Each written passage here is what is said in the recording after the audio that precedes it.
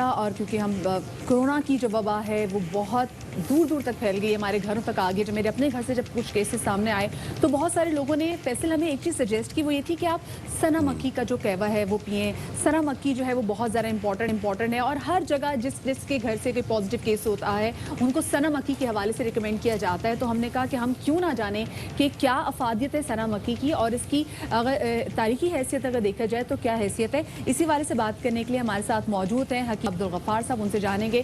السلام علیکم آغا صاحب، ویلکم ٹو باخبر سویرا. آغا صاحب یہ بتائیے گا کہ ہر بندہ ہمیں جس کے گھر کرونا کے پازیٹیو کیسز سامنے آ رہے ہیں ان کو بار بار یہ مشورہ دیا جا رہا ہے کہ آپ سنا مکی کے قہوہ پئیں، سنا مکی کے بیج استعمال کریں. یہ کیا ہے سنا مکی؟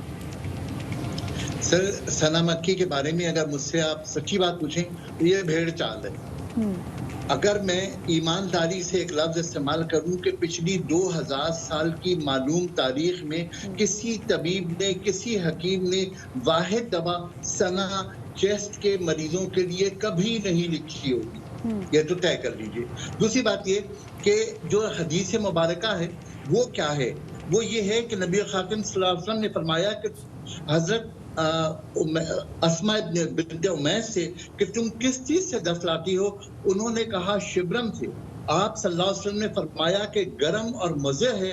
پھر اس کے بعد ہم دست لانے کے لیے سنا کا استعمال کرتے ہیں. آپ صلی اللہ علیہ وسلم نے فرمایا کہ اگر کوئی چیز موت سے بچاتی تو وہ سنا ہوتی. یہ حدیث کے الفاظ ہیں. اب ان الفاظ کو توڑ مروڑ کے جو مرضی استعمال کر دے، لیکن حدیث کے الفاظ صرف نہیں. جہاں تک سنا کا تعلق ہے، سنا کے بارے میں دو چیزیں کہنی ہے کہ یہاں پر بھی جو حوالہ ہے حدیث پاک میں وہ ہے قبض کا، اور بنیادی طور پر قبض دور کرنا یا ہمارے جسم سے ٹاکسنز کا دور کرنا. یہ ایک ایسا عمل ہے جو ہمارے جسم کے نظام کو ٹاکسن سے کم کر سکتا ہے، جسم کی ٹاکسنز کو کم کر سکتا ہے. لیکن سنا کے بارے میں یہ بات کہنا کہ یہ کووڈ-19 کا علاج ہے، میں سمجھتا ہوں یہ کم علمی پر مبنی ایک جملہ ہے.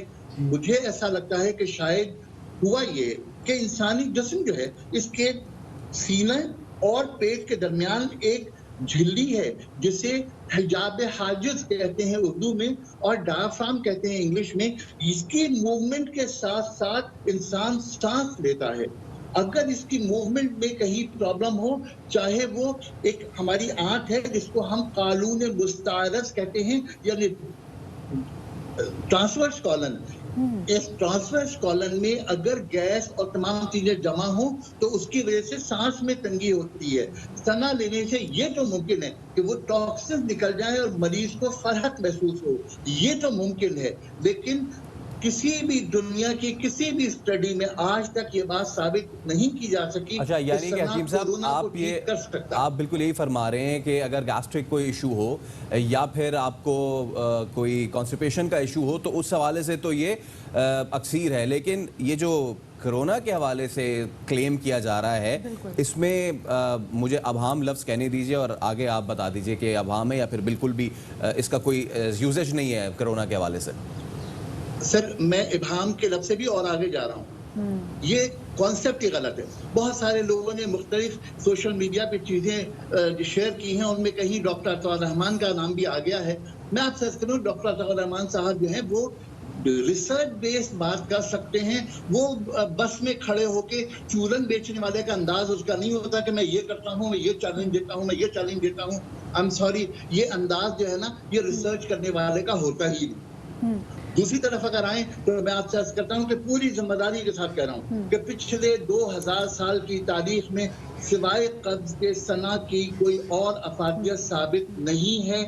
چاہے آپ ایف ڈی اے کا آج کا ریکارڈ اٹھا لیجئے، چاہے پرانا اٹھا لیجئے، چاہے آپ حدیث کا حوالہ دے لیجئے. صحیح، یعنی کہ بس یہ وہ والی سوشل میڈیا پہ ایک بات دوبارہ بہت ذرا چلی ہوئی اور اس کے بعد لوگوں نے بھی پکڑنا شروع کر دی کہ جس سنا مکھی میں علاج ہے جو کہ ایسا نہیں ہے. بہت شکریہ جی. آغا غفار صاحب ہمارے ساتھ موجود، انہوں نے بتا دیا کہ قبض کے لیے استعمال کی جاتی تھی لیکن کورونا سے اس کا کوئی تعلق نہیں. چھوٹی سی بریک کی طرف ہم جا رہے ہیں، ہمارے ساتھ رہیے گا.